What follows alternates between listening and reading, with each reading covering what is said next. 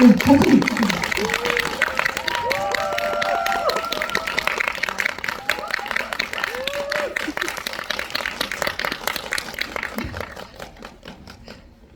아니 지금 그 조영근 배우님이 이렇게 숫자 세면서 앉으신 건 거죠? 예. 네, 혹시 남의 자리에 앉을까봐? 아 예. 네, 네, 이렇게 동선까지 고려해 주시는 배려심 많은 배우님과 함께하고 있는 독진 스페셜 지구입니다. 먼저 이렇게 오늘 날씨 진짜 요상하죠?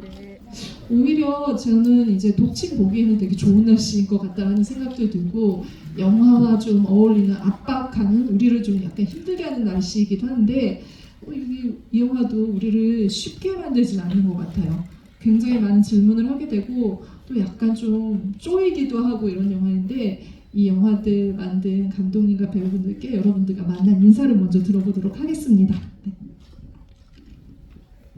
네, 안녕하세요. 독침 감독 김수인입니다. 오늘 비바람이 부는데 이렇게 와주셔서 정말 감사합니다. 오늘 또 즐거운 시간 보낼 수 있도록 이제 열심히 노력해 보겠습니다. 감사합니다. 네.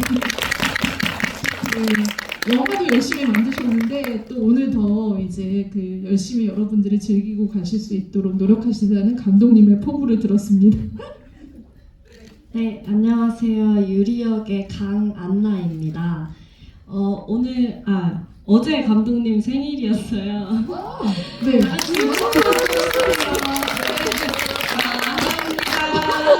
네, 축하합니다.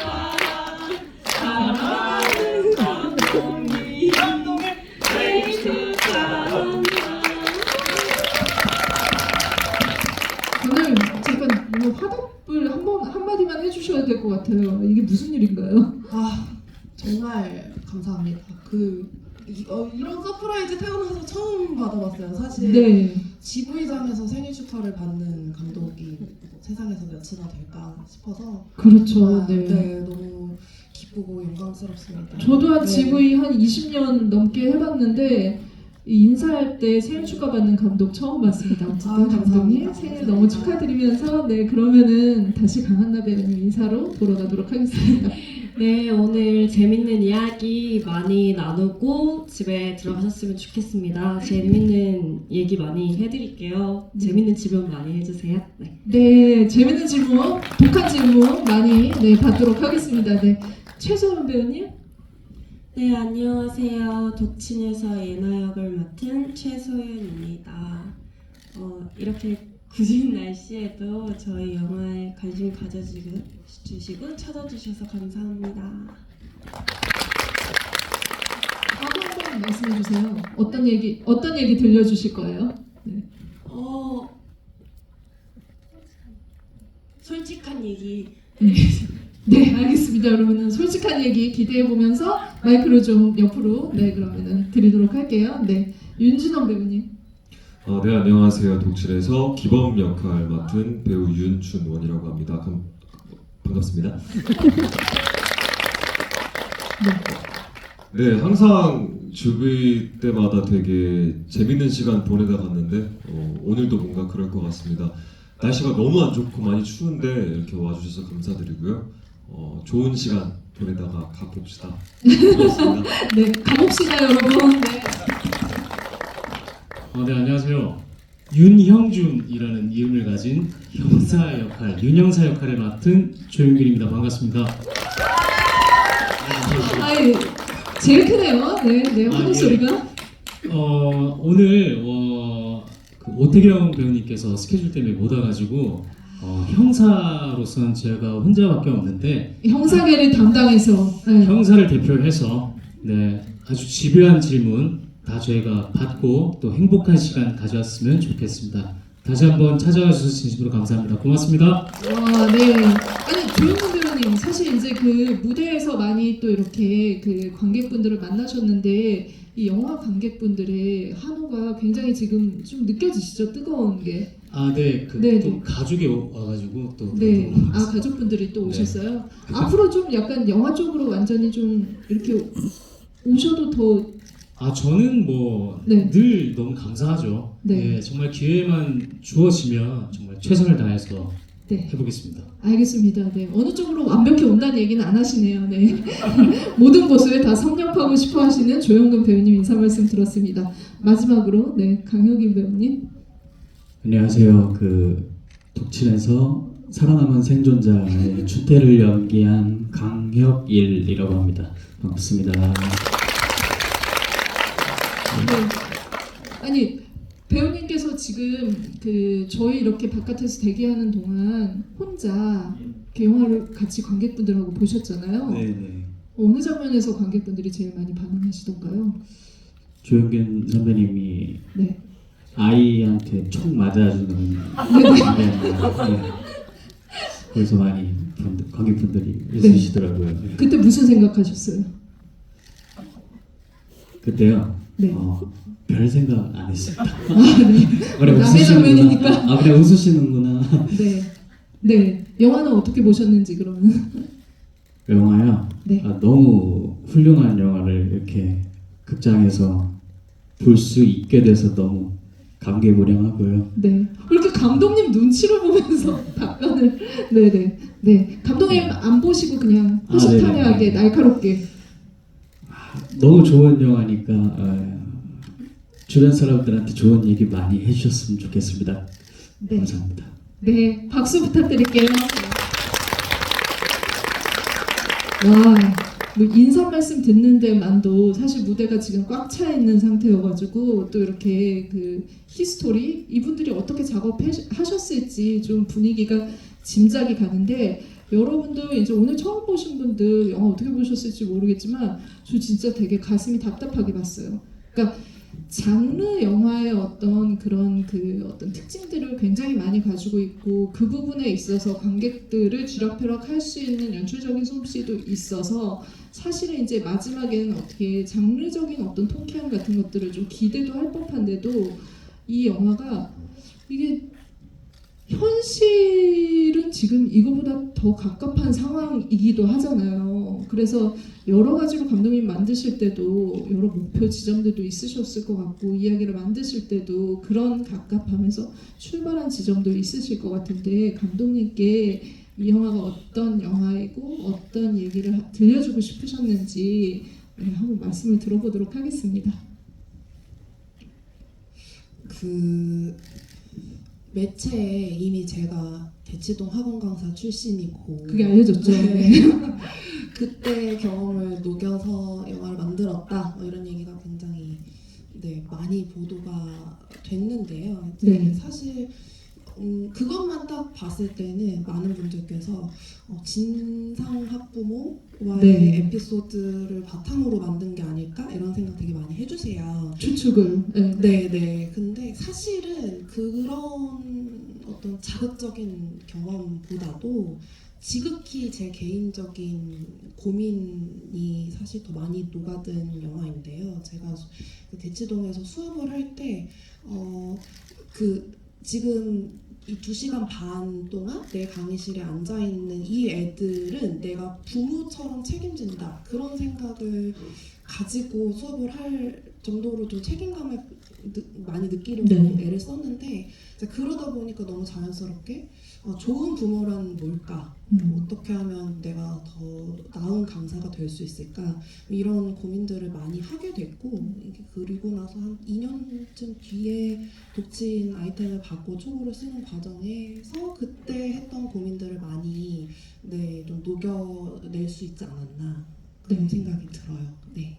이 영화에 대해서 그러면 대치동 학원가 반응은 어떤지 좀 접수를 하셨죠? 지인분들이 아직도 거기서 열심히 일을 하고 계실 것 같은데 사실 그 시기에 이제 같이 일하던 동료분들하고는 전혀 연락을 하지 않기 때문에 반응은 모르는데요. 그 글은 봤어요. 제가 사실 네. 우리 영화 반응들 서칭을 열심히 하는 편인데 학부모 커뮤니티 글이 하나 커뮤니티에 글이 하나 올라오기는 했더라고요. 뭐 감독이 대치동 강사였는데 자기 경험 가지고 영화 만들었댄다. 뭐 부정적일 것 같다. 네. 굳이 영화관 가서 보고 싶진 않다. 안 보신 분이 네, 이런 글을 올리신 분이 한 분 계시더라고요. 댓글 다셨어요? 안 다셨어요? 안 달았습니다. 네. 이게 진짜 어떻게 보면은 그 악마는 프라다를 입는다 그 영화도 패션 잡지에서 일하던 그 기자였던 사람이 나와서 그 업계 이야기들을 좀 밝히기도 했었는데 이 영화는 진짜 감독님 말씀하신 것처럼 독하게 막 나가는 그런 이름의 독이 있긴 하지만 영화 제목이 그렇게 나가는 게 아니라 결국에는 부모도 누군가의 자식이었다. 그리고 이 다음 세대가 좀 더 잘 살아봤으면 좋겠다라는 좀 이제 염려가 굉장히 큰 작품이라는 생각을 했거든요. 근데 감독님께서 대치동에서 강의를 할 때도 그런 마음이셨다고 해서 그 부분이 영화 속에 잘 녹아나지 않았나 이런 생각이 듭니다. 강한나 배우님 사실 이런 연기는 좀 휘어잡고 가야 되는 그런 연기라는 생각이 들거든요. 장서희 배우님과 같이 거의 이제 그 에너지를 주고받으면서 연기를 해야 되기도 하고 이 영화의 그 메인 캐릭터이기도 한데 그런 연기를 핸들링하기에는 사실 굉장히 연기 경험이 많지는 않았었잖아요. 전 진짜 행운이라고 생각을 하고 강한나 배우님한테 그리고 이 영화에도 강한나 배우님을 발견한 게 캐스팅한 게 행운이지 않았나라는 그런 캐스팅이었다는 생각이 듭니다. 좀 어떤 마음으로 연기하셨는지 말씀 들어보도록 하겠습니다. 네, 제가 경험이 많이 없다 보니까 되게 감독님하고 얘기를 되게 많이 했었어요. 처음에. 그래서 얘기를 많이 나눴고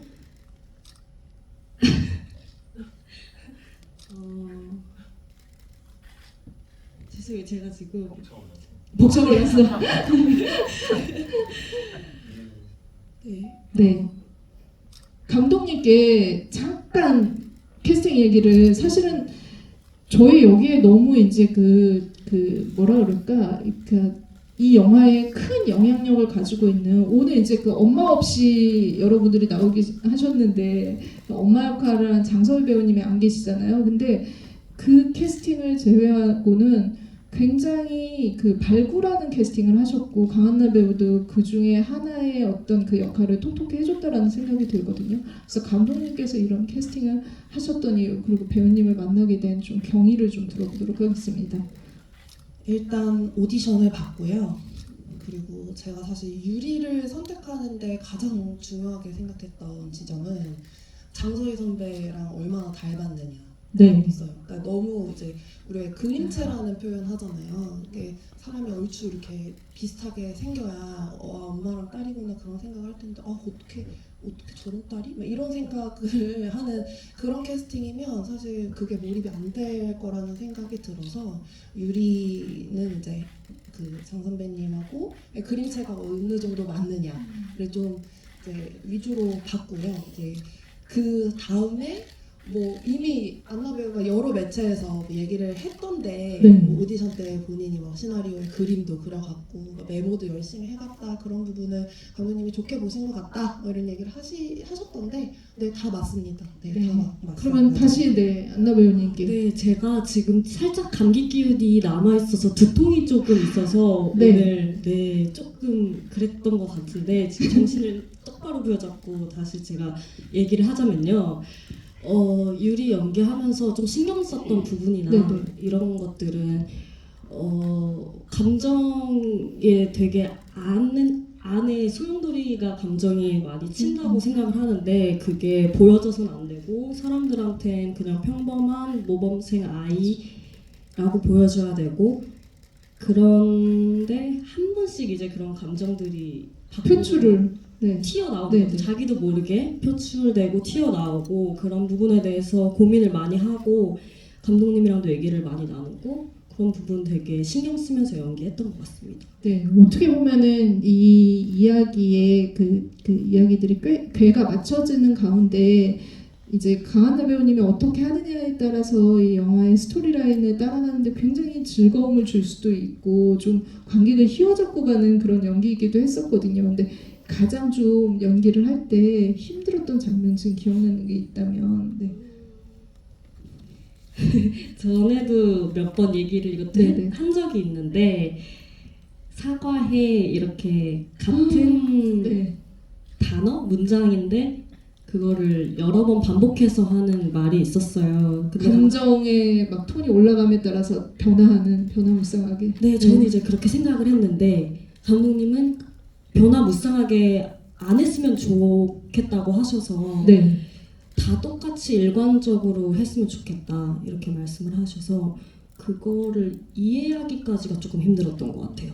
네, 무슨 얘기를 하시는지 처음에 이해하기가 좀 힘들었는데 이해를 하고 나서는 이 말이구나 이렇게 네. 알고 연기를 했습니다. 네. 하나의 캐릭터가 어떻게 보면은 진짜 두 가지 얼굴을 가지고 굉장히 감정의 폭이 넓은 연기는 장서희 배우가 사실 1인자잖아요. 근데 그 배우 앞에서 같이 연기를 할 때는 좀 부담감과 긴장도 있었을 것 같은데 그 느낌이 어땠었고 그걸 어떻게 깨트리셨는지도 좀 궁금해요. 사실 부담감이나 긴장이 막 있었던 건 아닌 것 같아요. 선배님께서 워낙에 되게 편하게 만들어 주시기도 했었고 좀 엄청 편하게 잘 대해주셔서 부담감이나 그런 건 없었고 그냥 오히려 약간 너무 대선배님이시니까 제가 계속 마인드 컨트롤을 하려고 했었던 것 같아요.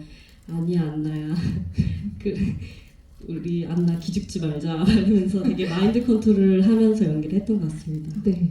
스스로 엄마가 되었군요. 지금 계속 유리 캐릭터 얘기하고 있는 김에 네네. 재밌는 썰 하나 풀어도 괜찮을까요? 괜찮죠? 네, 그 네. 유리 시체로 발견되는 씬 있잖아요. 네. 혜영이 이렇게 천 네. 걷어보는 그때 사실 현장에서는 몰랐는데 편집실에서 큰 화면으로 보니까 시체가 계속 이렇게 숨을 쉬고 있더라고요. 진짜 공포. 배가 이렇게 올라갔다 내려갔다 그래서 편집 기사님이랑 깜짝 놀라서 어머 시체가 숨을 쉰다 어떡해. 그래서 급하게 막 네. CG실로 푸티지 보내고 그래서 이제 여러분이 보시는 거는 그 CG로 시체를 고정시킨 버전이에요. 숨을 못 쉬는 그런 아니 그때 촬영 현장에서는 그 들숨 날숨을 모르셨던 거예요? 네, 잘 안 보였어요. 네, 17인치 모니터로는 잘 안 보였고 제가 그리고 또 눈도 워낙 나쁘고 네, 해가지고 잘 몰랐고 그리고 그 호숫가에서 이제 유리가 혼자 핸드폰 이렇게 쥔 채로 누워 있잖아요. 근데 그 누워 있을 때도 계속 눈을 깜빡여요. 그래가지고 그것도 이제 보고 어머 시체가 눈을 깜빡이네 너무 깜짝 놀라가지고 그것도 이제 CG를 네 얼마나 이제 현장에서 이제 그만큼 이제 편하게 본인 것을 다 보여주었는지를 알 수 있는 그런 대목이라고 아니 급하게 미화를 해봅니다. 근데 이 이야기는 배우님께 한번 그 좀 약간 증언 내지는 아니면 변명을 듣고 가야 될 텐데 시체는 숨을 안 쉬어야 되잖아요. 숨 참아야 되잖아요. 보이는지 몰랐을 거예요. 네, 저도 이런 게 처음이다 보니까 시체는 처음이야. 저도 이게 작은 모니터로 딱 가서 보면은 전혀 안 보이니까 몰랐어요. 근데 저도 처음 듣는 얘기예요. 알겠습니다. CG 기술로 인해서 네 시체 연기가 완벽해질 수 있었습니다. 박수 한번 부탁드립니다. CG 기사님한테 박수를 드려야 될 것 같은데, 네, 아마 이제 그 안나라는 캐릭터가 가지고 있는 이제 그 눌렀던 것들을 터트리는 그런 이제 그 역할에 있어서의 그런 중요도도 있고 어려움도 있었겠지만 옆에 있는 최소연 배우님. 예나 역할은 사실 진짜 관객들을 가장 혼선을 주는 캐릭터라는 생각이 들거든요. 이게 밝혀지기 전까지는 아마 예나에 대해서 좀 저 비행 청소년은 뭐지? 라고 생각하신 그런 분들도 많을 것 같고 분명히 유리의 죽음에 사인에 어떤 큰 영향을 미쳤을 거라고 좀 오해를 하시는 분들도 많았을 것 같아요. 그렇게 좀 혼선을 빚는 캐릭터를 연기를 하면서 어떤 점을 주안점을 뒀는지 그리고 진짜 매력적인 캐릭터라는 생각이 들거든요. 좀 역할 받으셨을 때 굉장히 좀 좋기도 하지 않았을까 배우로서는. 일단 처음에 예나 역을 받고 오디션을 봤을 때 굉장히 감정이 솔직한 아이라고 생각을 했어요. 그래서 그런 어떤 감정이 꾸밈 없이 연기를 하려고 했고 그런 감정이 굉장히 뾰족한데 그 안에는 유리에 대한 사랑이 네. 있거든요. 네. 그래서 공격적이지만 그 마음을 잊지 않으려고 노력했던 것 같아요. 네. 아마 이제 안나 배우님이 시체 연기하면서 힘드셨던 것만큼 춤추다가 오열하실 때 그 장면은 진짜 또 빼놓을 수 없는 이 영화의 그 감정이 폭발하는 지점이기도 하고 약간 이런 얘기 하잖아요. 신들린 장면, 네, 신들린 연기를 보여주셨는데 그 장면 또 어떻게 찍으셨는지 그때 어떤 좀 생각하시면서 찍었는지도 말씀 들어보도록 하겠습니다. 네. 그 춤추는 씬은 제가 사실 굉장히 몸친데 엄청난 노력으로 그 정도로 나온 거고요. 아이돌 연습생 진짜 그런 거 같지 않았어요? 네, 춤을 못 추고 몸치라는 생각 전혀 못했어요. 네. 네, 인정하시면 박수 한 번만. 네. 편집을 되게 잘 해주셔가지고 또 제가 못 추는 부분을 딱 이렇게 깔끔하게 잘라주셨더라고요. 그래가지고 또 잘 생각보다 티가 많이 안 나게 잘 나왔던 것 같고 이제 춤추다가 어떤 그 같이 연습하는 그 친구의 공격을 받고 머리끄댕이를 잡고 그 싸우는 씬이 저는 일단 저를 버려야 된다고 생각을 했어요. 어떤 예쁘게 나와야겠다 뭐 이런 생각은 전혀 하지 않았고 얘가 얼마나 그 친구한테 분노를 느끼는가 그리고 나에게 그런 감정을 아무튼 네 그것만 생각하고 하다 보니까 표정도 굉장히 조금 무섭게 나왔던 것 같고 네 그렇게 했습니다. 네. 만족할 만큼 무섭게 나온 거 맞죠? 스스로. 네 제가 그런 표정을 지었는지 몰랐는데 나온 네. 거 보니까 눈이 굉장히 뒤집혀져 있더라고요. 감독님 그러면은 감독님 보시기에는 이제 작은 모니터로 봤을 때는 들쑥날쑥 못 보셨다고 하셨잖아요. 그러니까 소영 배우님의 그 뒤집힌 눈은 현장에서 좀 어떻게 보셨고 실제로 스크린으로 보셨을 때 좀 어떤 생각하셨는지. 네. 네. 저는 그 뒤집힌 눈을 이미 오디션장에서 봤기 때문에 네 이제 오디션 볼 때처럼만 뒤집어주면 잘 나오지 않을까 그런 생각을 했었고요. 그보다는 이제 그 머리끄댕이 잡을 때 전 좀 확 이렇게 진짜 좀 이렇게 막 움켜쥐고 그러니까 머리카락이 뽑힐 상대 배우님께 너무 죄송하지만 머리카락 좀 뽑아줬으면 했는데 소연이가 너무 착해가지고 사실 네. 네. 그거를 못 잡고 이렇게 엉거주춤 이렇게 흔드는 모습에서 참 저런 착한 심성이 이렇게 또 드러나는구나 그런 네. 생각을 했던 네. 기억이 있습니다. 감독님은 어느 정도 잡아야 될지를 알고 있는 그런 심성을 가지고 있는데 그럼요. 네, 배우님은 그 정도 못해서 굉장히 이제 그 연기 디렉팅을 통해서 탄생한 장면이라고 합니다. 네.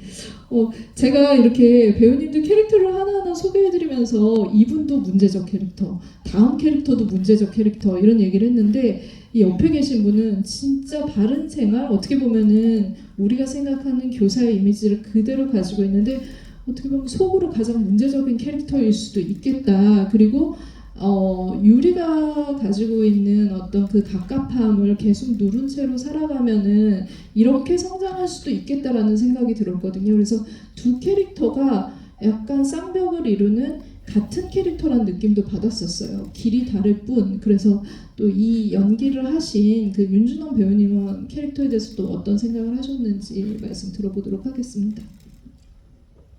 네, 그 같은 말씀해주신 어떤 지점이 맞는 것 같은데, 저는 이제 극단적인 선택을 한다기보다 뭔가 그러면 내가 겪어왔던 방식을 다르게 할 수 있는 그런 어떤 사람이 되자라는 의미에서 이제 선생님을 택했고 좀 승화 방식이 좀 달랐던 거죠.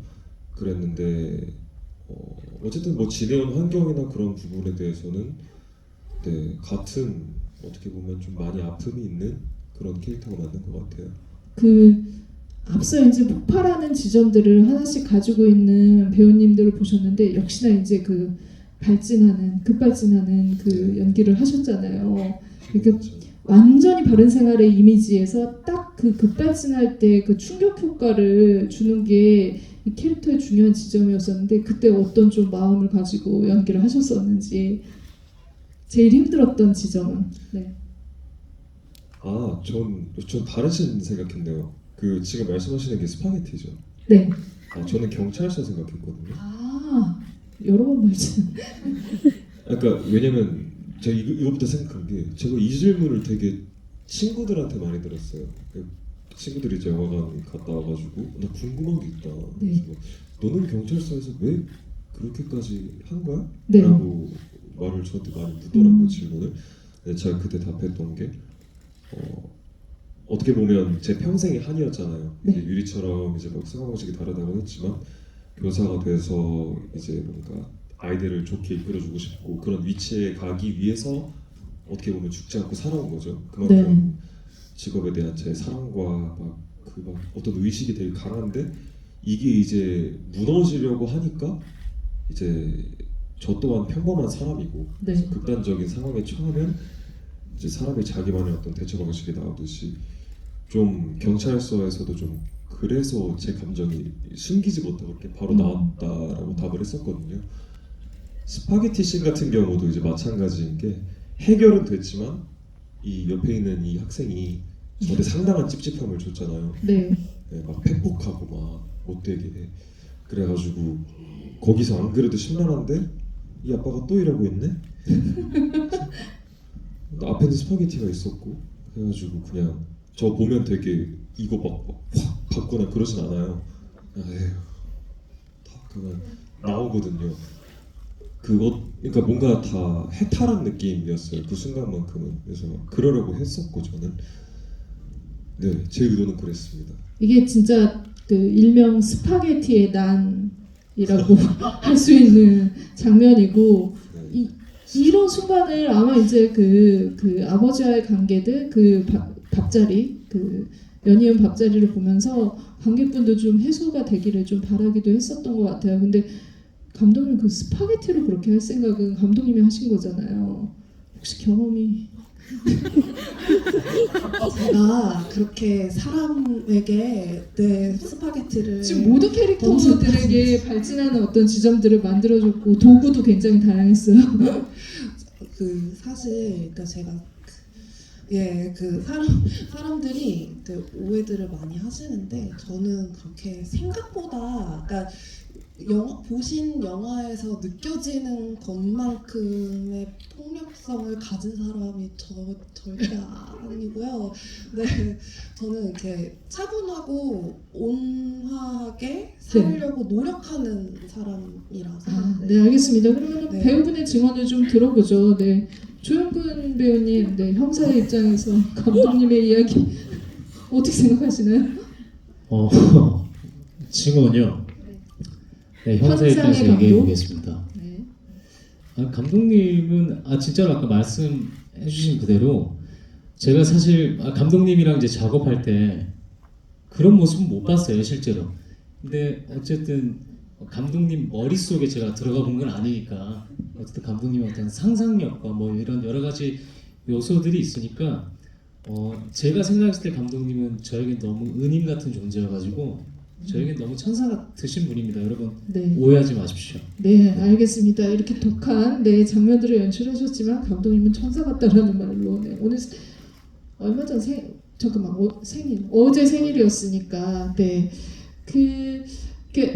많은 캐릭터들이 어떻게 보면은 그렇게 지금 독한 장치를 어떤 부분에 있어서 쓰고 자기의 어떤 속마음을 터뜨릴 이유들이 존재한다라고 생각해요 이 영화에서. 근데 이분도 만만치 않았죠. 그 형사 역할인데 아무리 선배 형사가 품위를 유지하라, 직업적 품위를 유지하라고 하더라도 결국에는 급발진을 하셔가지고 이제 한마디를 내뱉잖아요.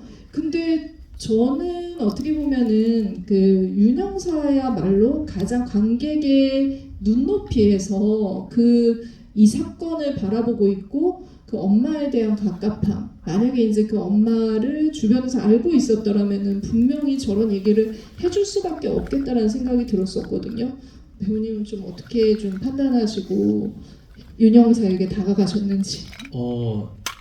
저도 사실 원래 오영사 역할을 맡던 오태경 형님이랑 이제 감독님이랑 처음 이제 뭐 리딩하면서 좀 이런저런 얘기를 많이 했었는데 갑자기 생각나는 게 있는데 어떻게 보면은 형사지만 굉장히 뭔가 좀 보통 좀 뭔가 배우 연기하는 입장에서는 좀 더 뭔가 더 집요하게 드러내고 싶고 네. 뭔가 감정을 좀 더 표출하고 싶고 이런 부분들이 굉장히 많았는데 감독님께서 아까 말씀해 주셨듯이 그런 말씀을 해주셨어요. 형사들이 하는 얘기나 형사들이 이렇게 지금 수사하는 방향 그리고 형사들의 시선이 관객분들의 마음과 굉장히 좀 닮아 있었으면 좋겠다. 어떻게 보면 굉장히 영화 밖에서 바라보는 관객의 어떤 속마음을 조금 대변해주는 역할이었으면 좋겠다 해서 그 네. 결을 좀 맞추는 과정을 했던 게 또 질문 들으니까 생각이 납니다. 네. 아니 진짜 그 아이 휴대폰 도청하는 게 사랑이라고 착각을 하는 게 이게 가능한지 사실 이 모든 뒤틀어진 이런 이 가족 관계가 그런 이제 그 사고 방식에서 나왔다라는 생각이 들었거든요. 근데 특히나 그 얘기를 하기 전에는 좀 굉장히 말도 잘 안 하고 역할이 이렇게 대사가 별로 없어서 네네. 감독님한테 내가 지금 이렇게 무대를 휘어잡는 스타일인데 아니요 그런 얘기를 한 적은 단 한 번도 없고요. 예, 정말 주어진 거에 최선을 다했습니다. 네, 알겠습니다. 박수 한번 부탁드릴게요. 최선을 다하겠습니다. 저는 진짜 되게 신인급 배우들도 많이 이렇게 캐스팅을 하셨지만 이렇게 조영균 배우님 같은 경우는 좀 이렇게 뭔가 낚아챘다 이런 느낌도 좀 드는데 제가요? 네 어떻게 무대에서 어떻게 네 무대에서 어떻게 좀 같이 스크린으로 작업하게 되셨는지. 낚아채웠다. 네. 근데 저도 이제 사실 처음에는 뭐 그런 부담감이 없지는 않았어요. 팬텀싱어도 제가 되게 열심히 보면서 평소에도 팬이었고 해서 이제 말씀하신 것처럼 엄청난 뮤지컬 스타시기 때문에 네, 그런 부분에 대해서 좀 부담은 있었는데 항상 형진 선배가 이제 저는 영화에서는 신인 배우입니다. 네. 저는 스크린 연기가 처음이니까 그 좀 많이 알려주세요. 막 이런 정말 겸손하시고 너무 멋지신 태도를 항상 보여주셔서 제가 정말 매 순간 감동하면서 함께 작업한 그런 시간이었습니다. 알겠습니다. 감독님의 두 번째 작품에서는 네, 신인이 이제는 영화 신인이 아니니까 더 많은 역할을 같이 함께 하시면 좋겠다라는 바람을 네, 전하면서 오래 기다리셨습니다. 강혜옥 배우님. 진짜 중요한 네. 역할이에요. 어떻게 보면은 이 영화의 그 형식 자체가 과거를 왔다 갔다 하고 굉장히 다른 시점에서 똑같은 사건의 장면을 바라보는데 유일하게 어떻게 보면은 좀 주관적이긴 하지만 객관적인 증언을 해줄 수 있는 사람이기도 하거든요. 이 정도로 큰 역할인 줄 아셨나요? 시나리오를 처음에 감독님이 보내주셨을 때 읽고 나서 이제 전화를 했었는데 감독님이랑 원래 친분이 있던 사이여서 하고 싶은 역할이 뭐냐 하고 이제 감독님이 말을 해서 저는 그 학생 역할을 얘기했었어요. 네. 제가 학생 역할을 너무 많이 해가지고 당연히 학생 역할을 주시는 줄 알고 이렇게 학생 역할을 안 하면 되는 거냐 이렇게 그쵸. 여쭤봤었는데 보통 되게 나쁜 학생 역할을 영화에서 많이 하셨었죠. 주로 뭐 가정 형편이 어렵거나 뭐 부모님이 안 계시거나 많이 때리거나 네. 좀 많거나 네. 근데 그런 줄 알았는데 이제 감독님이 준태 역할로 이제 했으면 좋겠다라고 말씀하셔서 너무 큰 역할인 거는 시나리오 읽었을 때 알았거든요. 그래서 잘 해보겠습니다. 감사합니다. 했었던 기억이 있습니다. 네. 어떻게 보면은 그러면 이제 그 대표작 중에 또 범죄소년도 있는데 그 아. 이미지를 벗고 이제 성인의 네. 연기를 이번에 하셨고 이 영화의 이 사건의 전말을 알려주는 중요한 역할을 하시기도 하셔서 여러분 관객들에게도 이번 영화로 좀 각인이 되지 않았을까라는 생각이 듭니다. 박수 한번 부탁드릴게요. 영화의 모든 캐릭터들이 낭비 없이 너무너무 중요하고 임팩트 있는 역할을 해주셔서 사실은 이제 오늘 처음 보시는 분들에게도 배우들이 직접 캐릭터가 어떤 의미를 가지고 있는지 말씀을 해주셨는데 빨리 이제 그 관객분들의 질문도 하나하나 좀 짚어보면서 이야기를 더 나눠볼게요. 또 처음에 가장 용기를 내서 먼저 올려주신 분의 이야기를 좀 소개를 해드리도록 하겠습니다. 유리가 머리를 안 자르는 이유가 뒷목 안 들키려고 그런 건가요? 라고 하셨습니다. 설정상의 이야기를 해주셨는데 이거는 감독님이 답변하시고 네네. 먼저 배우님, 그러니까 우리 영화에 그런 대사가 있잖아요. 내가 꽁치찌개는 먹어도 머리는 못 잘라, 그 그쵸. 대사가 있잖아요. 그래서 그 대사를 어떤 생각으로 하셨는지 배우님의 배우님이- 답변을 좀 들어보도록 하겠습니다. 먼저. 제가 옛날부터 사실 이 머리를 되게 고수해 왔어요. 저 초등학교 2학년 이후로 단발을 해본 적이 없어요. 와, 네네. 항상 이 긴 생머리를 유지해오면서 긴 생머리인 사람들한테 단발로 자르는 것이 얼마나 충격적인 일인지 알고 있고 지금은 사실 상관없을 것 같지만 제가 학생일 때는 또 엄마가 자르라고 하면 진짜 굉장히 불쾌하고 절대 안 자를 것 같거든요.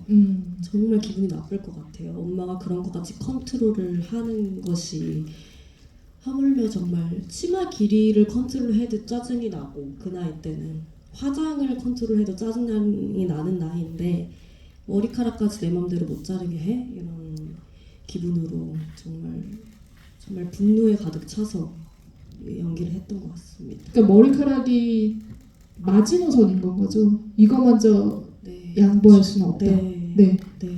감독님 그 설정에 대해서 네.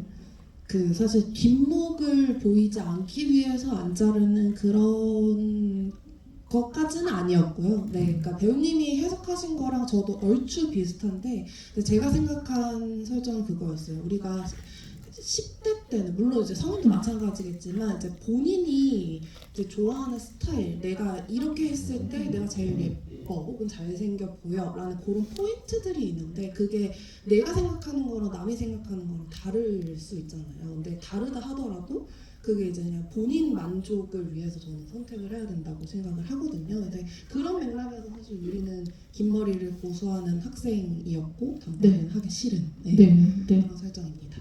배우님은 이제 긴 머리를 고수 안 하실 의향이 있다고 지금 밝히신 거죠? 네. 네, 알겠습니다. 그러면은 지금 삭발까지 한번 저희가 기대를 어떤 역할이든 네. 삭발까지 할 수 있습니다. 네, 박수 한번 주세요.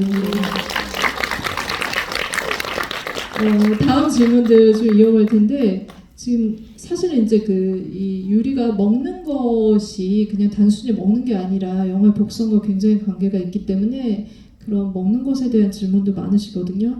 제가 하나하나 좀 말씀을 드리도록 하겠습니다. 강한나 배우님이 마지막에 아버지와 케이크를 무조건 먹어야 한다고 하면서 최소연 배우님과 케이크 먹는 장면과 사고 현장 케이크 먹는 장면이 이어졌는데 이 케이크에 어떤 의미가 있는지 케이크 장면이 있었고 하나는 이제 그 생선 알러지가 있잖아요. 근데 어묵을 먹는 장면은 자해성 행동인 건지 그 해당 장면을 넣으신 의도가 궁금합니다. 케이크와 어묵에 대한 궁금증을 좀 풀어보도록 하죠. 네. 우선 저는 연기하면서 케이크는 이제 유리가 케이크를 많이 좋아한다기보단 예나랑 먹었던 기억이 너무 좋았고 예나가 정말 유리의 어떻게 보면 탈출구 같은 거였는데 마지막 희망 같은 거였는데 엄마가 그것까지 잘라내버리니까 어쨌든 자살을 선택했다고 생각을 했어요. 저는 예나가 굉장히 큰 그 이유 중에 있었다고 생각했거든요. 학생 때는 왜 친구들이랑의 관계도 굉장히 중요하잖아요. 그래서 저는 유리가 케이크를 좋아했다기보다 예나와의 추억을 좋아해서 케이크라는 음식이 좋아졌다. 네. 네, 그렇게 해서 그랬고 그래서 계속 케이크를 뭔가 집착하면서 먹는 그렇게 생각했습니다. 네. 굉장히 중요한 머리카락을 고수하려고 지키려고 하는 것과도 연결되는 것 같다라는 생각이 들어요. 예나와의 관계, 그죠? 네. 그리고 어묵은 어묵. 이거 얘기를 하면서 그때 촬영할 때도 얘기를 했었던 부분이에요. 네. 어묵에 생선이 들어가 있는데 자해성 의도인가요? 얘기했을 때 네. 어떻게 말씀하셨죠? 제가 뭐라고 대답했는지 기억 안 나시죠? 이거 고소당하는 거 아닌가? 제가 그때 그냥 이제 제가 했던 얘기를 이제 다시 읽는 거라고 이해해 주시면 네. 되겠는데 새우버거는 이제 새우 알러지 있는 사람도 먹을 수 있다. 그만큼 생선 함량이 적어서? 네. 네. 그래서 어묵 먹었을 때 유리는 가렵지 않다. 네. 이렇게 얘기를 하면서 괜찮아 막 그렇게 넘어갔던 기억이 납니다. 네. 네, 요 정도는 고소 안 당할 것 같습니다. 네. 저는 개인적으로 제 친구 중에 생선 알러지 있는 친구가 있었는데 어묵도 안 먹어요. 그래서 그 생각을 하면서 어느 정도 자해성이 의도가 들어갔다고 생각하면서 연기를 했던 것 같아요. 유리의 입장에서는 네, 그럴 수 있다고 네, 배우님은 그 생각을 하셨다고 하셨습니다. 의외로 이 먹는 장면과 이런 식사하는 장면에 대한 질문이 많은데 기범 아까 이제 그 스파게티에 난 얘기가 잠깐 나왔는데 이 음식과 스킨십 시키는 장면으로 연출한 의미가 있냐고 감독님께 여쭤봤거든요. 그 김기범 선생님의 어떤 음식과의 스킨십 장면. 네. 의도요? 네. 그게 사실 이제 어떤 파스타의 어떤 의미가 담겨 네. 있지는 않아요. 그러니까 우리가 사실 그 음식을 이제 가족끼리 나눠 먹는 상황이잖아요. 기본 가족이. 그런데 그게 이제 화기애애해야 할 그런 상황에서 정말 이게 그 가족들하고 일용할 양식을 나누는 그런 느낌이 아니라 이게 어떤 무기로서 작용할 때 그 아이러니함을 의도하다 보니까 그런 설정을 하게 됐고 어떤 붉은색 토마토 파스타 이런 음식에 대한 어떤 구체적인 또 상징 같은 건 설정을 하지 않았습니다. 네, 알겠습니다. 네.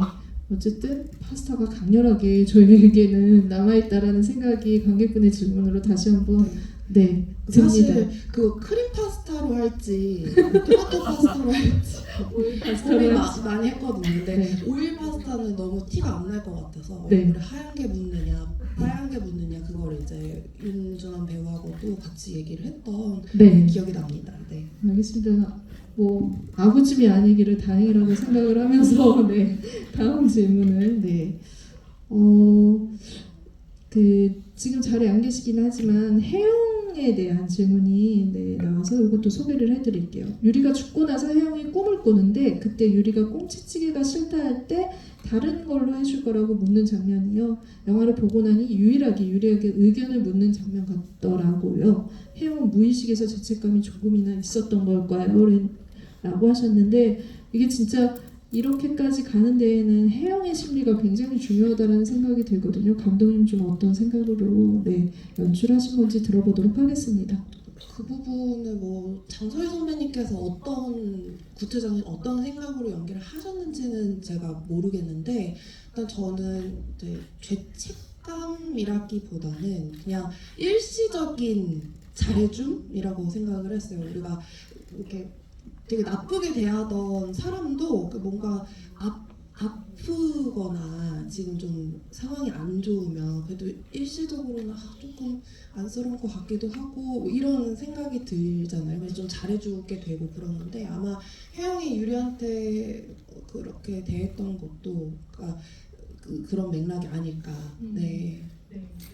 그 심리는 굉장히 많이 감독님이 답하신 것보다 많은 부분 좀 연구가 되어야 될 것 같고 저희도 좀 궁금해지는 지점이긴 한데 N차 관람하시면서 좀 풀어보시면 좋을 것 같다는 생각이 듭니다. 여기에서 사실 캐릭터 하나하나의 그런 이제 그 문제 지점들 짚어가야 될 지점도 있지만 이 둘이 문제적인 캐릭터들이 둘이 만났을 때 시너지가 안 좋은 방향으로 흘러가는 경우도 많은데 유일하게 굉장히 어떻게 보면은 아름다운 관계로 발전할 수 있었을 것 같은 관계가 유리와 예나의 관계라고 생각을 했어요. 숨통을 틔워주는 관계라고 생각을 했는데 결국에는 이제 그 좀 비극적으로 끝났죠. 근데 질문에 유리와 예나가 짧은 시간 안에 단짝 친구가 될 수 있었던 가장 큰 이유가 무엇이었을까요? 라는 질문 주셨는데 최소연 배우님과 강한나 배우님께 이 둘 10대의 그런 그 감정 교환에 대해서 어떤 생각하시면서 연기하셨는지 이 질문으로 들어보도록 하겠습니다. 네, 저도 그 부분에 대해서 생각을 한 적이 있었는데 예나는 굉장히 외로운 친구거든요. 그래서 체육 시간이 끝났는데도 아무도 예나한테 말을 걸어주지 않아서 수업이 끝난지도 모른 채 운동장에 남게 되거든요. 그런 예나에게 처음으로 말을 걸어준 친구가 유리였어요. 그래서 그런 유리에게 굉장히 고마움을 많이 느꼈을 것 같아요. 그래가지고 유리에게 먼저 뭐 아이스크림 먹을 거냐 이렇게 물어보기도 하고, 네, 굉장히 유리에게 고마움을 많이 느꼈을 것 같아요. 그래서 그 속도로 친해지지 않았나 이런 생각이 듭니다. 그 유리와 예나가 서로 떨어져 있을 때 서로에 대해서 어떤 방식으로 보호를 해주는지만 봐도 우리가 유리와 예나가 얼마나 서로에게 의지가 되었는지 감정을 교환했는지 알 수 있는 것 같다라는 생각이 드는데 강한나 배우님은 좀 어느 정도로 이 마음이 있기 때문에 그렇게 빨리 친해질 수 있었다고 생각했는지. 우선 첫 만남을 얘기를 해주셔서 저도 얘기를 하자면 저는 반장이기 때문에 그냥 의무적으로 물어봤다고 생각해요. 그때는 사실 뭐 친해지고 싶어서 그게 아니라 반장이기 때문에 의무적으로 우리 반 아이들을 챙겨야 되고 해서 물어봐서 그렇게 했는데 알고 보니까 저와 너무 다른 삶을 살아오고 있는 어떤 친구이기 때문에 유리가 더 끌렸을 것 같아요. 그래서 더 친해지고 싶었을 것 같고 나는 모범생으로 평생을 살아왔는데 평생 이제 그렇지 않은 삶을 살아온 친구에게 그렇게 끌림을 느꼈을 것 같아서 네. 이 배우님들 전체에게 좀 질문을 하신 분들도 있는데 이것도 한번 좀 중간에 저희가 되게 이렇게 에너지가 가득하잖아요, 모든 질문들이. 그래서 좀 쉬어가는 의미로 들어보도록 하겠습니다. 촬영 중에 가장 기억에 남는 에피소드가 있었는지 여쭤봤는데 네, 어느 분께서 답변? 배우님, 네. 촬영 중에 기억에 남는 네, 형사 대표로. 예, 형사 대표로 말씀드리겠습니다.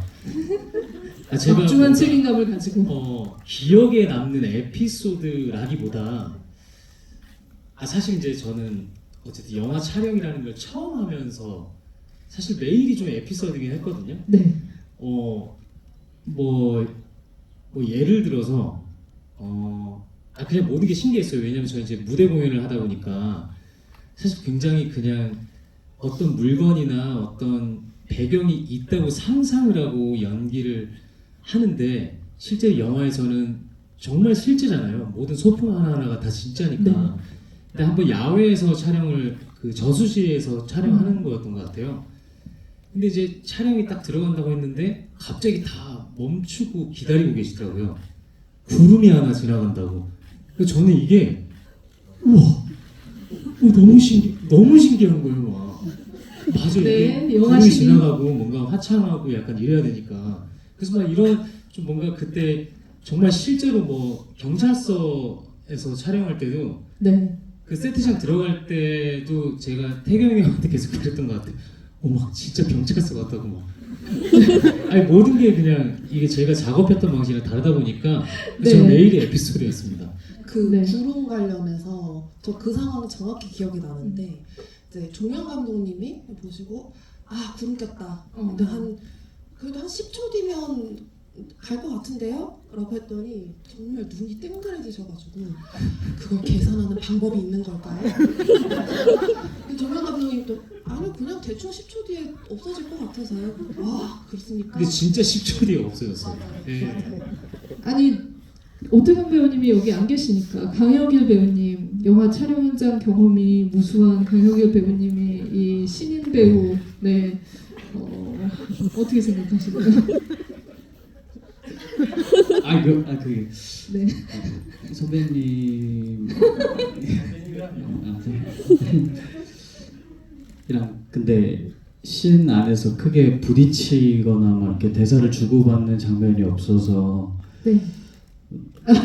너무 아쉬웠고 그냥 아쉽고. 사적으로만 네. 저기 촬영 중간중간 쉴 때 그냥 얘기를 많이 나눴었고 네. 그래서 선배님이 저를 집으로 한번 데려가려 했었던 기억이 갑자기 납니다. 아 집으로 예. 끌고 가려고? 촬영 끝나고 갑자기 네. 혁이랑 오면 우리 집에서 자자 그랬던 기억이 있습니다. 네, 감독님 전혀 모르는 눈치입니다. 네, 그런 일이 있었다고 합니다. 근데 마이크 잡으신 김에 그 질문 네. 중에 준태는 네. 다시 또 자살을 했을까요? 이제 사실 네. 여기 이제 형사 그룹이 있고 자살 클럽 그룹이 있고 학교가 있고 또 집이 있는데, 네, 그럼 자살 클럽을 대표해서 네. 배우님께 답변을 들어보도록 하겠습니다. 일단 감독님이랑 먼저 준태라는 인물에 대해서 얘기를 나눴을 때 결론은 다시 죽는다고 얘기를 했었어요. 저는 이미 그 무너졌다고 생각을 했었기 때문에 혜영 장서희 선배님한테 그런 말을 전하는 것도 나름 이 사람이 무너지길 바라는 마음도 있었고 죄책감을 느꼈으면 하는 그런 마음으로 연기를 했었고 예, 다시 죽었을 것 같습니다. 예. 네, 우리가 바랬던 대답이 아닌지 다들 굉장히 낙담한 것 같은데 살리는 일도 우리의 몫인 것 같다라는 생각을 영화를 보면서 많이 했어요. 왜냐면 마지막에 민준을 어떻게 대할 것인지가 이 영화가 하고자 하는 방향이 아닐까? 가고자 하는 방향이 아닐까라는 생각을 해서 이 모든 캐릭터들이 문제적인 캐릭터? 오은영의 금쪽 상담소에서 한번 대차게 한번 좀 심리 상담을 받아야 되는 그런 캐릭터 가족 관계가 아닐까. 그래서 하나를 풀어가지고는 이게 열쇠가 열리지 않을 것 같고 이 모든 캐릭터에 있는 이런 병증일 수도 있죠. 그 부분들을 좀 어루만져주는 그런 계기가 되었으면 했습니다. 질문들이 너무 많은데 완벽하게 100% 소화는 하지를 못하는 그런 좀 아쉬움이 있긴 한데 감독님과 배우분들께 이 질문을 좀 드릴게요. 혹시 청소년기에 가장 큰 일탈이 무엇이었나요? 이렇게 말씀을 하셨는데 그 얘기들을 좀 하시면서 영화가 어떤 방식으로 좀 전달이 되셨으면 좋을 것 같은지 각자 이제 그 역할을 하시면서 느낀 지점들을 마지막 멘트로 해주시면 어떨까 싶습니다. 네. 저부터 얘기를 할까요? 네. 청소년기 때 했던 가장 큰 일탈 저는 독서실에서 그 컴퓨터실이 있었어요. 그러니까 지금은 뭐 스마트폰들 다 있고 하지만 제가 그 고등학생 때만 해도 컴퓨터에서만 인터넷을 쓸 수 있는 시절이었거든요. 네. 상당히 옛날에 고등학생 시절을. 네, 근데 독서실에 그래서 지금은 이제 뭐 스터디 카페 이런 데에서는 뭐 찾아볼 수가 없는 환경인데 그때만 해도 독서실에 컴퓨터방이 있었거든요. 그래서 거기서 사실은 이제 뭐 자료 잠깐씩 찾는 그런 용도로 마련된 방이었는데 이제 그때 빅뱅 영상 보다가 한 3시간 동안 보다가 그 총무한테 쫓겨나서 다른 데서 놀다가 집에 들어갔던 게 제가 고등학생 때 했던 가장 큰 일탈인데 저희 엄마가 안 보셨으면 좋겠고요. 아니 그런 일탈을 하고서도 이렇게 훌륭한 감독님이 되실 수 있습니다. 어제 생일이셨던 감독님께 다시 한번 네, 박수 부탁드릴게요. 감사합니다. 네. 그래서 그런 일탈을 했지만 이렇게 감독이 된 지금 이제 관객 여러분께 말씀드리자면 사실 여기 계신 분들은 이제 N차 관람객분들이 많이 계셔서 뭐 사실 우리 영화의 뭐 메시지나 뭐 어떤 부분들을 좀 느끼셨으면 좋겠다 뭐 이런 얘기를 뭐 구태여 드릴 것까지는 없을 것 같아요. 근데 이제 좀 감독으로서 구질구질한 말씀 하나 드리자면 사실 저희가 이제 그 여러분의 입소문이 정말 간절한 시기라서요. 네, 영화 이제 우리 다 같이 이제 재밌게 봤고 또 우리 이렇게 심도 깊은 대화 나눴으니 또 이런 네. 것들 밖에서 많이 소문 좀 내주시면 네, 참말로 감사드리겠다 그런 네. 말씀을 드립니다. 네, 수능 끝날 때까지 걸려서 그 학생들이 이 영화 보게 네, 저희가 손소문, 입소문 네, 많이 내주시기를 바랍니다. 네, 저희 그 수능 응원 영상도 찍었거든요. 제가 들어오기 전에 네, 그게 이제 좀 많이 틀려졌으면 좋겠습니다. 네. 알겠습니다. 네. 네, 저는 우선 가장 큰 일탈이 생각나는 게 지금 왜 분식집에 그 튀김이 이렇게 앞에 있잖아요. 그래서 떡볶이 하나 이렇게 시켜놓고 친구들이랑 아줌마 이렇게 뒤돌면 튀김 이렇게 몰래 하나씩 먹고 별거 그러는데 안 나와요. 이분들이 일탈이. 근데 진짜 절도죠. 근데 지금 생각나는 게 그거를 하고 어찌나 가슴이 두근두근 되든지 정말 가슴이 너무 두근두근 되는 거예요. 그래서 내가 이게 무슨 기분이지? 막 다시는 이러면 안 되겠다. 네, 진짜 그래가지고 처음이자 마지막으로 그랬던 일탈이 지금 기억이 나고요. 독친을 저는 많은 엄마와 딸, 그러니까 가족 단위 분들이 많이 봤으면 좋겠어요. 본인들이 사실 독친이라고 생각하지 못하고 그냥 정말 사랑해서 그런 건데 정말 안 좋은 쪽으로 이렇게 독친 가정에 계신 분들이 꽤 많이 있으실 것 같아요. 근데 그런 분들 와서 영화 보시고 절대 그러지 말아야겠다라는 메시지 좀 드리고 싶어서 좀 가족 단위로 보셨으면 좋겠습니다. 네, 박수 한번 부탁드립니다.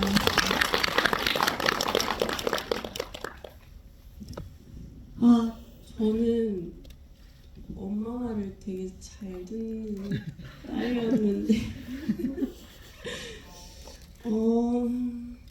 저 어렸을 때 엄마 말 안 들으면 진짜 큰일 나는 줄 알았던 아이였거든요. 그래서 계속 생각을 해봤는데 제가 통금이 있었거든요. 6시였는데 이제 미성년자 때는 6시였고 아침 6시 말고 네네. 그리고 이제 성인이 되고 나서는 11시로 바뀌었었어요. 네, 근데 이제 가장 큰 일탈이 이제 그러면은 이제 통금 있으신 분들은 아시겠지만 1시간 전부터 연락이 오거든요. 계속 핸드폰으로 전화가 오고 이제 곧 갈 거라고 하고 조금 더 놀고 제일 늦게까지 놀았던 시간이. 이제 성인이 되고 11시 통금이었을 네. 때는 연락을 조금 안 받고 새벽 1시까지 새벽 1시. 네. 네. 큰일 나네. 그래서 클럽이라는 곳을 저 한 5년 전에 처음 가봤어요. 자취. 보통 그 정도에 처음 가지 않나요? 그런가요? 20살 때 다들 가던데. 그래서 이제 저는 통금이 이제 11시니까 다들 갈 때 재밌게 놀라 하고 집에 가고. 네. 그랬던 게 제일 큰 일탈이었고 별거 아니었지만 지금 일단 생각나는 게 그거밖에 없고요. 이제 저희 영화가 저도 한 3번 봤나 했는데 보면 볼수록 새로운 게 보이고 더 많은 게 느껴지는 영화라고 생각을 하거든요. 그래서 이미 여러 번 보신 분들이 많으시겠지만 몇 번 더 보시면 또 새로운 게 보이실 거예요. 역시. 네, 통금이 있으셔도 네, 이 영화를 꼭 봐야 된다는 거 어필을 하시고 꼭 봐주시기를 바랍니다. 그럼 엔차갈라 화이팅! 네, 박수 부탁드릴게요. 네, 네, 저 감독님 얘기 들으니까 저의 네. 일탈이 생각이 나는데 제가 언제였더라? 완전 어렸을 때 어머님께서 이제 그때 다 막 게임하고 그러잖아요. 근데 일주일에 1시간만 주는 거예요. 근데 그때 당시 초중학생한테 일주일에 1시간은 정말 너무 짧은 시간이었거든요. 제가 그때 메이플 스토리를 진짜 좋아했는데 그니까 이게 그걸 그렇게 밝히면 하여튼 그래서 그때 막 어쨌든 했었죠. 하고 이제 끄고 또 엄마한테 뭐 껐다 이렇게 보여주고 했었는데 이제 저희 부모님이 이제 맞벌이시다 보니까 엄마가 가면 제가 하다가 이제 가끔 걸린 거예요. 걸렸는데 그래서 엄마가 그 모니터 본체를 잠그는 그게 있었어요. 가구가 되게 이걸 열어야지만 모니터를 세게 통제를 하셨네요. 네, 근데 거기 틈이 하나 있는 거예요. 옆에. 그래서 제가 자를 넣어서 이렇게 해가지고 그 지렛대인가 같은 이렇게 띡 해가지고 본체를 누르게. 그렇게 해가지고 본체를 켜서 하다가 또 걸린 거예요. 그래서 그때는 또 이제 그 사용자 전환인가 뭐 그렇게 해가지고 알아내서 하다가 또 걸려서 나중에 해킹까지 했어요. 그렇게 해가지고 메이플을 즐겼었는데 결국에 아직까지 하고 있잖아요. 그러니까 이게 참 위험합니다. 그렇게 해가지고 어떻게 보면은 네. 담임 선생님이 안 되고 네, 그죠. 네, 이제- 이렇게 자유롭게 살 수 있는 것 같아요. 어차피 할 놈은 하니까 그냥 어느 정도 이렇게 풀어주는 것도 본인 스스로 이렇게 하면 이게 너무 많구나. 그러니까 본인 스스로 절제하는 방법을 아는 것도 되게 괜찮은 방식일 수도 있다라는 생각이고요. 그리고 저희 영화에 대해서는 뭐 이미 다들 많이 아시겠지만 근데 최근에 제 지인들이 감사하게 되게 많이 봐주셨어요. 근데 다들 이게 리액션 대충 보면 알잖아요. 이게 진짜 좋아서 야 너무 좋았어 하는 건지 아니면 야 진짜 좋던데? 막그 차이가 좀 있거든요. 근데 다들 거의 후자였어요. 근데 아니 실제로 보면은 다들 뭐 안 좋다는 얘기를 한 번도 들은 적이 없거든요. 근데 다만 중요한 게 이게 얼마큼 알려져서 그 좋은 영화로 접할 수 있느냐 아닌가의 차이라 생각을 하는데 그걸 도와주실 수 있는 분들이 또 여러분이다 보니까 네. 한 번 더 짚고 넘어가면 네. 될 것 같습니다. 네, 감사합니다. 도와주실 수 있는 분들 네, 큰 박수 부탁드릴게요. 아니 저는 뭐 일탈을 쭉 생각해봤는데 그냥 딱 두 개가 떠오르는데 그냥 어릴 때 어머니 지갑에 잠깐 손을 댔다가 이제 어머니가 그날 경찰서에서 1박 2일을 이렇게 보내게끔 해주셔가지고 대박. 네 바로 정신 차렸습니다. 그러다가 이제 두 번째 일탈이라고 하면 그때 이제 너무 이제 먹고 싶은 걸 안 사주시니까 이제 아마 친척분이 용돈을 5,000원 정도 주신 것 같아요. 근데 그 당시에 뭐 떡볶이가 먹고 싶어가지고 그걸 사고 또 나름 어머니한테 걸릴까봐 잔돈을 하수구에 버렸던 아주 그냥 그 당시에는 완전 범죄. 이 돈이 세상에 있으면 네. 안 될 것 같은 그런 좀 일탈을 벌였던 기억이 있습니다. 그리고 저희 영화는 다 마찬가지지만 저는 이 영화에서 대본을 받았을 때도 그리고 영화를 봤을 때도 저는 유리의 마지막 대사가 굉장히 좋아가지고 나중에 엄마의 엄마가 되고 싶다. 왜 그러냐? 사랑이 뭔지 알려주려고 라는 가사가 저는 대본 받았을 때도 굉장히 뭉클했고 네?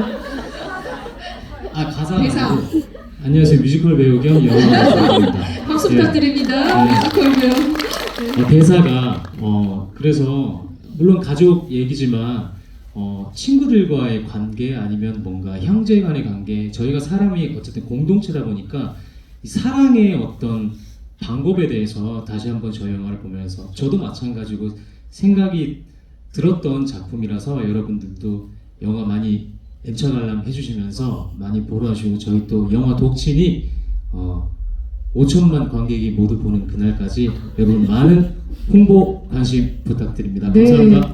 와, 네. 조용훈 배우님이 다시 또 영화에 많이 나올 수 있도록 더 큰 박수 한번 또 부탁드리겠습니다. 네, 강일규 배우님. 네, 저는 중학교 때 제가 빌라에 2층 빌라에 살았었는데 큰 거 나올 것 같다. 빌라 나왔어요. 네, 그때 가출했던 친구가 있었는데 이 친구가 하루만 재워달라고 해가지고 네. 그때 부모님이 되게 엄하셔서 몰래 이제 창문으로 가스밸브를 타고 들어왔어요. 친구가 제 방에. 네. 근데 그리고 나서 얼마 안 돼서 이제 막 빨간색 파란색 사이렌이 막 방에 비춰지고 뭔가 좀 느낌이 안 좋다 싶어서 창문을 봤더니 이렇게 경찰이 이렇게 두리번 거려서 그냥 어떻게 보면 가만히 있으면 됐는데 창문을 열고 그 무슨 일 있냐고 그랬다가 이제 그때도 연기를 네, 하셨네요. 네. 근데 본인 집 맞냐고 그래가지고 네 맞다고 하니까 문을 열어보래요. 그래서 이제 부모님께 말씀을 드렸죠. 경찰이 왔다. 문을 열어보란다. 이렇게 아무튼 열어가지고 제 방에 이제 경찰이 한 번만 둘러본다 해서 장롱에 친구가 나와서 같이 이렇게 네. 가서 막 엄청나게 혼났던. 네, 그 친구는 그런 잘 계신 거죠? 지금 연락은 잘 안 되고 있네요. 네. 네. 알겠습니다. 네. 마지막으로 한 말씀. 아, 네. 이렇게 날씨도 안 좋은데 찾아와 주셔서 너무 감사드리고요. 네. 좋은 댓글, 평점 뭐 이런 거 네. 많이 남겨주시고 조심히 돌아가시길 바라겠습니다. 네, 큰 박수 부탁드립니다. 네. 오늘 이렇게 궂은 날씨에 와주신 관객분들께 저희가 준비한 선물이 있거든요. 그래서 그 각자 한 분씩 어떤 관객에게 선물을 줄지 지금부터 좀 선물 증정식 시간을 가지도록 하겠습니다. 뽑아주세요. 네. 조건을 거시면 될 것 같아요. 인상적인 질문을 하신 분을 주셔도 좋을 것 같고 아니면 나는 이분께 드리고 싶다 하셔도 될 것 같고. 네. 감독님 먼저. 네. 제가 제일 먼저 네. 뽑아보겠습니다. 지금 여기 계신 분들 중에서 네. 내가 집이 제일 멀다. 하와이에서 왔다 하신 분. 네. 나 제주도에서 비행기 타고 왔다. 계실 다 서울이세요? 네. 어디세요? 일산입니다. 일산 드릴게요. 일산 괜찮죠? 좀 약한 약해요? 어디? 화성이랑 일산 어디가 너무 멀어? 화성도 멀어요? 혹시 다른 지역 없으세요? 그냥 수도권 말고. 네? 천안 가겠습니다. 네. 천안 네. 드리는 걸로. 네, 축하드립니다. 천안. 네. 교수님. 네. 순서. 네. 네, 저는 엄마랑 같이 온 딸 계신. 혹시 계세요? 엄마랑 같이 오신 분? 그냥 옆에 사람 엄마라 그래. 네. 네, 어느 무로보다 모녀인 네, 두 분께 뒤에서 세 번째 줄이시죠? 네, 드리도록 하겠습니다. 축하드립니다. 네. 네. 또 어느 분 뽑아주실래요? 네. 저 이건 좀 개인적인 건데요. 질문 중에 결혼하죠? 기범쌤 노총각인가요? 비었으면 제가 채워도 될까요? 결혼 누구세요?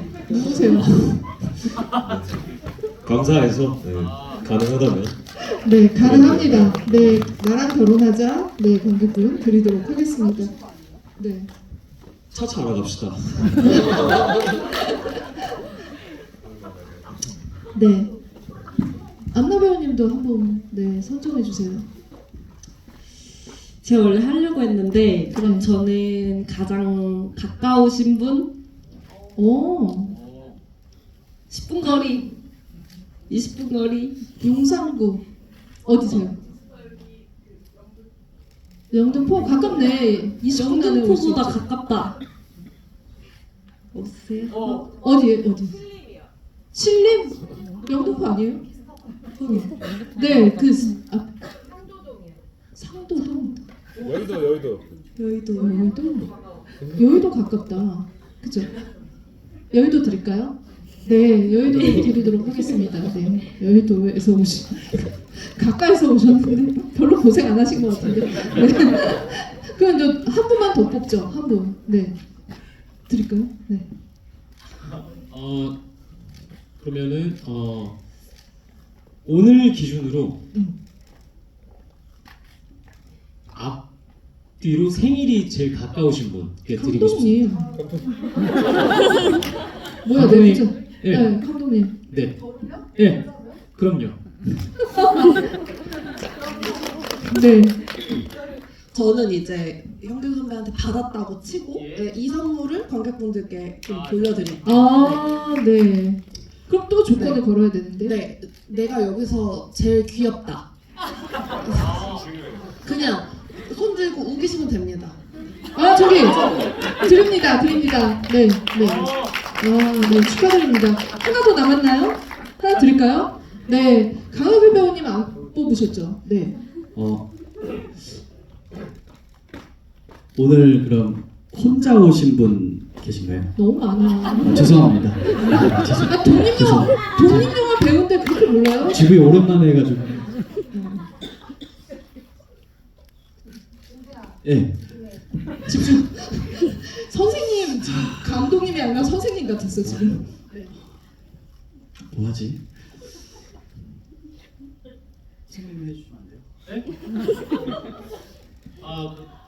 예. 그냥 진짜 혁일 대신 아까 혁일 배우님이 어디 앉아 계셨죠? 옆자리 관계. 예. 거기서 제일 가까운 관객분께 드리고 싶습니다. 어디 네. 앉으셨어요? 배우님 옆에 계신 거 아셨어요? 네. 네. 네, 저분. 괜찮으시겠어요? 받으셔도? 네. 네, 알겠습니다. 참고로 저분도 우리 독친 나온 우리 학생 중에 한 명 배우입니다. 배우세요? 네, 배우. 이거 그래도 되나? 네. 네, 박수 한번 주세요. 네, 배우님께. 네. 저희 오늘 이렇게 굳은 날에 같이 모였는데 같이 배우님이랑 감독님과 기념 촬영하려고 하는데 괜찮으실까요? 네, 알겠습니다. 그러면 지금 빨리 기념 촬영을 하도록 하겠습니다.